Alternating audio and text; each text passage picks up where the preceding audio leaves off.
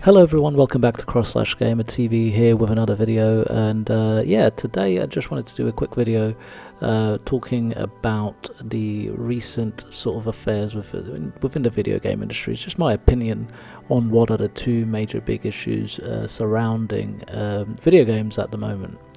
The one that I've spoke about before is clearly the DEI route. This morning I was just scrolling through X and realised that there's a lot of information around Dragon Age, the Veilguard, and all that people are talking about. So no one's kind of posting videos, oh wow, look at these graphics, the combat is great, it looks amazing, it's none of that. It's just all about character creation and all the inclusivity sort of aspects to that character creation. All the way where you can select post-surgery scarring for your character to best sort of represent yourself within that game, which doesn't make any sense to me. I think it's too much. It's just it's a game. It's a video game. It's designed to keep me immersed and entertained, and for me to forget about real life. And they don't let women be women in this game. Like the bust size is incredibly small. You increase that to the maximum level, there's nothing there still. They literally are trying to make women invisible now. It's like trying to say that that's what you knew all these years. You know, that's not a woman anymore. That is not a woman anymore. That this is a woman. This is what you should be aspiring to enjoy and like and appreciate going forward as a man. And it's getting to a point where if you haven't even started the freaking game yet, like you haven't even pressed start new game, and this is what you're faced with, like a moral decision of whether to include that into your playthrough or not. DEI is just gone a bit out of hand. Virtual signaling, it's just virtual signaling for the sake of virtual signaling now. It's kind of like who can virtual signal the highest, right? And this is just like tripling down to a point where no one cares. It's becoming where people are just going, I don't even want to deal with this anymore.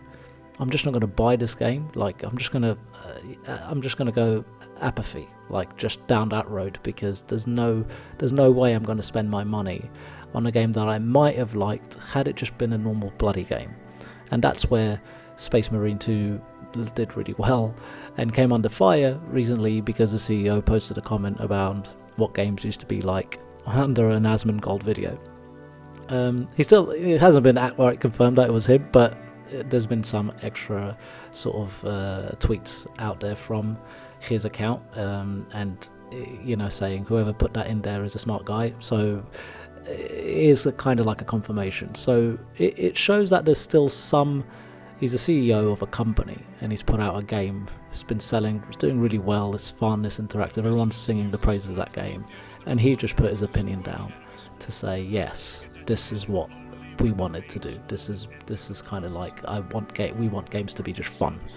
And yet the access media like Kotaku and IGN go, who did you put this, did you do this, did you write this comment, it's controversial. And it's like, what's so controversial about it? Aren't games supposed to be fun?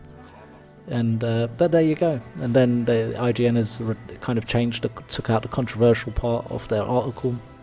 Kotaku and some other guys are commenting saying, well, no response is a response basically, so it was you did this, you wrote this comment. And the truth is it's like longer are the days where media and other developers would praise another company when they release a game and go, congratulations on the release of your game, I hope you have great success. It's like none of that happens anymore. It's like they're just looking for clickbait or clout, or I don't know what it is, and trying to pull that developer, that CEO down to their level and sort of like spank them verbally by saying the truth. The truth is games are supposed to be fun, and that's what Space Marine 2 is. Go out there and buy it. And as far as Dragon Age at this moment in time, as much as also Assassin's Creed Shadows, it's like the amount of controversy around these games because they're so DEI infused, they're going to go down the Concord route and the Dustborn route, and any other DEI game that's DEI led, they're going to go down that route. People are now, I think that the power that these multi-million billion companies had around what they released and people just buy and consume, that's all been taken away. You see, the way we're all connected and the way we respect each other's opinions from the gamer side, yeah, sure, there's some people out there that are a bit too much or a bit too extreme. They say some certain things, maybe they phrase it in a way that I don't particularly care about, but ultimately the core value of what they're trying to do is there. They're trying to bring games back to being fun again. That's all it is. We just want games to be fun. I want to be able to be hyped about a video game. The last time I was hyped about one was Final Fantasy VII Rebirth. Okay, that's it. Ever since then, I'm just playing older games now. I'm in the middle of playing Elden Ring because it's just so overwhelming. Anyway, I'm probably about 30 or 40% through it, and the map is still nowhere near completion. But this is what games are about. They're meant to be games that I can escape into, be entertained, fun, challenged. Look at the clock. Shit, it's been 3 hours I've sat here. It's 2 in the morning. Oh crap, I've got to go to bed. That's what I'm looking for. Okay, not this slop. There was the other side of the coin.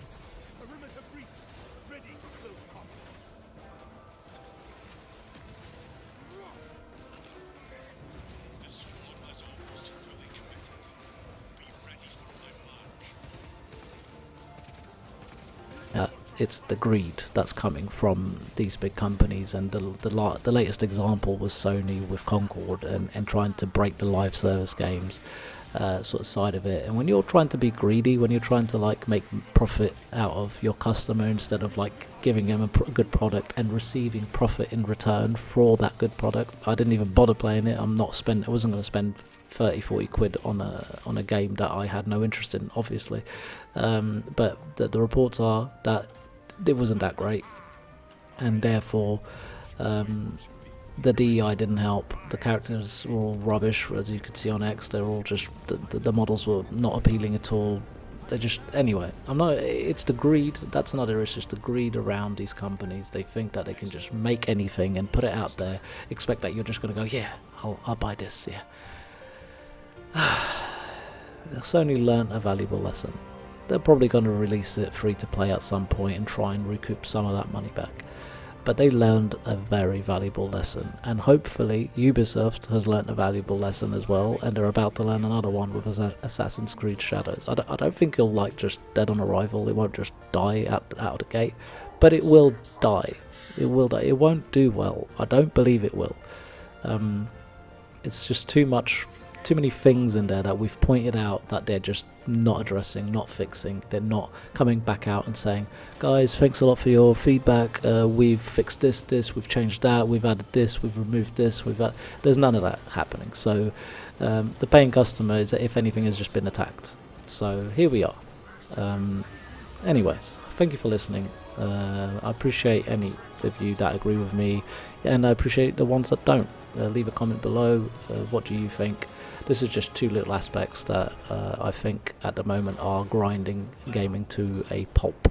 The industry is surely suffering with this because it just can't hack it. Long live the indie and AA game, I guess, because the AAA games are just not really doing it right now. Please like, share and subscribe, and I'll see you in the next one.